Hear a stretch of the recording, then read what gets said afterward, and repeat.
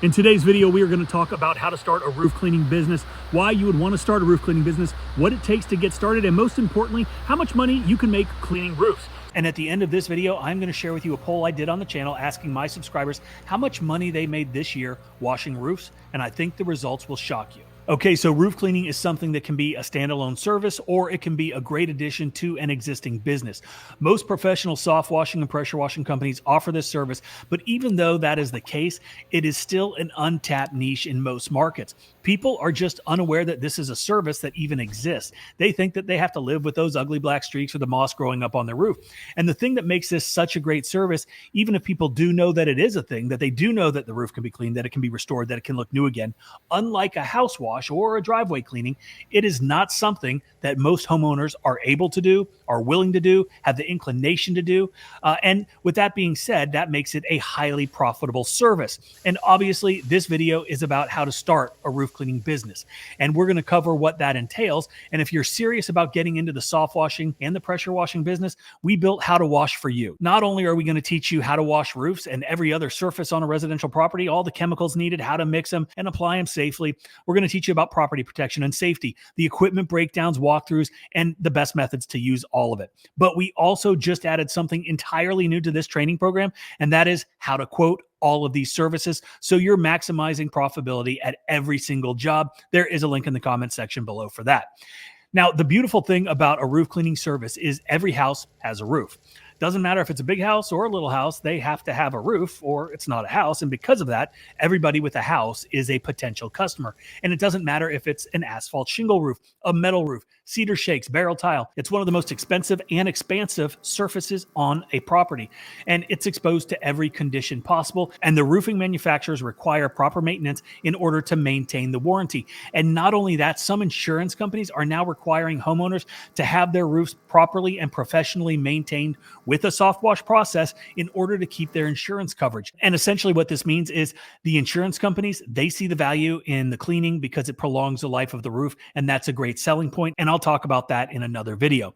With all of that being said, it's still very important to do a market analysis and research the other folks in your area that are doing this type of work. Identify both your target audience and your competition and make sure that there is a demand for it. I've already kind of established that there is, regardless of where you live, but do your due diligence, have a plan that outlines your goals, your target market, your marketing strategy, your budget, because you can't do this on a whim. This is a business and you have to treat it like one. So the next thing we're going to talk about is not probably what you're anticipating, because most everybody is absolutely equipment crazy, right? They think that that's the most important aspect of a service business, but there are other things that are more important that need to come first. And one of those things is your licensing and your insurance. Now, roof cleaning requires you at some times to be up on the roof. You're going to be on a ladder, and there are specific types of insurance needed for this service. Now, not all insurance companies are going to be able to cover roof cleaning, so you're going to have to do a little research. You're going to have to dig a little bit into it. I'll put a link in the description of this video for an insurance company that can give you a free estimate, so you can check that out.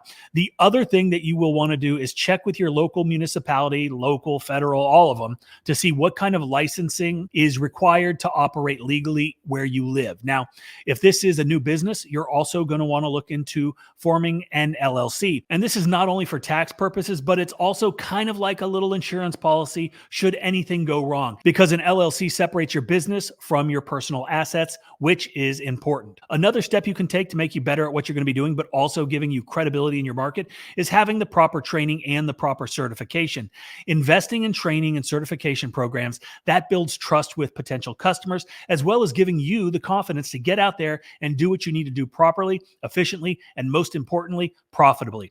You're going to be dealing with chemicals, and you need to understand how to use them safely so you don't damage yourself or your customer's property, because both can happen. So now we're going to talk about the equipment you're going to need in order to get started with a roof cleaning business. And I'm not going to go into full setups. I'm going to talk in generalizations, because whether you're starting on a budget build or you're wanting to get into something like we have, which is engineered by Southeast Soft Wash to be the most badass equipment in the world, the components are pretty much the same. Now, obviously, there's different levels of quality, but the principles are pretty much the same.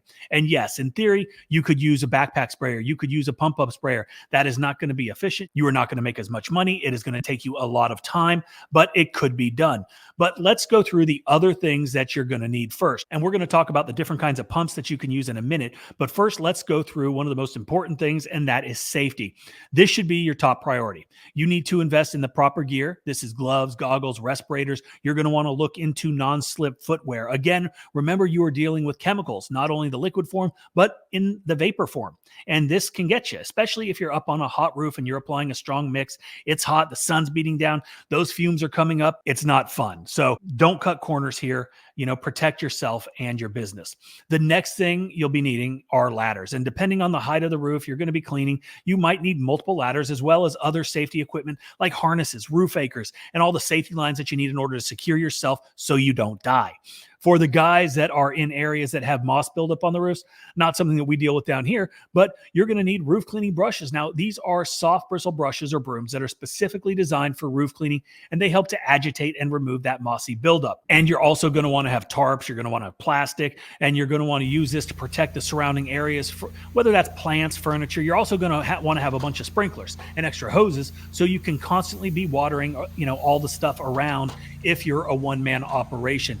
But before we get into the pumps, you will be using sodium hypochlorite. Now, this is the most effective way. This is the recommended way to clean, and it is very important that you understand how to properly mix to get the best results. You're also going to want to have a thorough understanding of surfactants and how these work, why it's important, and how it's going to save you money in the long run.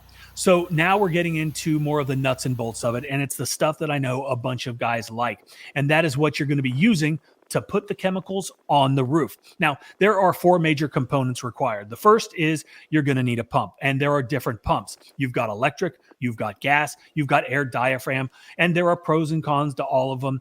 I have got lots of videos on all of these on the channel, so you can get back in and dig around and check it out. The next is you're going to need a hose that will connect from your pump to your soft wash wand or your gun. Again, lots of different options here. You can go super cheap with a poly braided hose, or you can get a higher quality hose specifically designed for chemical applications. And at the end of said hose, you're going to need a wash wand or a gun. And again, this is not a pressure washing gun. You will need something specifically designed for very strong bleach. You're going to want something with non-metal components. You can do this with PVC ball valves and all kinds of different things. You can buy a gun, but you're definitely going to need something in order to apply. Now, you're also going to need to understand the specs on your pump, which will directly impact the diameter of your hoses. If the diameter is too restricting, it can have an adverse impact on the pump and the performance. And the last thing that you're going to need is some sort of container to hold your mix. And it's probably going to have to be something relatively large because you're cleaning pretty expansive surfaces. So those are the major components. Now, there are things that you can add on to make your life a lot easier. In this scenario, we just talked about mixing with one tank. That is for batch mixing. A lot of guys do it, and it's not the most efficient, but it works. And that's why a lot of people have proportioners. And this requires at least 2 tanks, but ideally 3, 1 for water, 1 for bleach, 1 for surfactants. And this allows you to adjust your mix on the fly. And of course, there are other things that you want to think about. You're going to need some sort of work vehicle, whether that's a truck and a trailer or a van, flatbed, something to transport all of the equipment to and from different jobs. You're going to want to think about your uniform, think about your branding. Having a professional appearance helps to build trust and reputation in your market, and that is all part of starting a business. And something else that's very important for a business is keeping track of your numbers, your customers, your data. So having good business software in place that helps with scheduling invoices and all kinds of other things is important. And obviously, I recommend looking at Quote IQ because it's the best, and you can check that out at myquoteiq.com.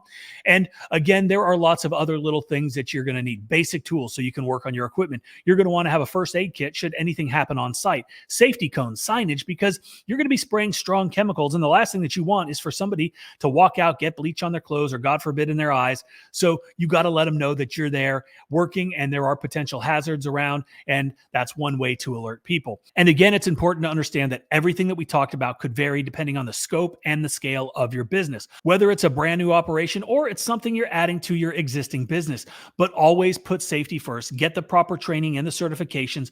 Understand what you're doing at every level possible, because at the end of the day, you want to provide the best results for your customers, because this is going to have the greatest impact on your business. And as promised, I'm going to share with you the poll that I did on my channel yesterday, and we had just under 400 people respond. And as you can see, the first category we had between $3,000 and $5,000, and 28% of the people responding said that is where they were at. Between $5,000 and $8,000, 5%. Between $8,000 and $11,000, 6%. And then between 11K and 20K, we had 10%. 51% of the people stated they made over $20,000 this year cleaning roofs. And what this tells us is roof cleaning is highly profitable. And if done correctly, if it is set up for efficiency and profitability, it can be a great niche service that you can either add on to your existing business, or you can start a business entirely based on roof cleaning. And that is it for today's video. Thank you for watching.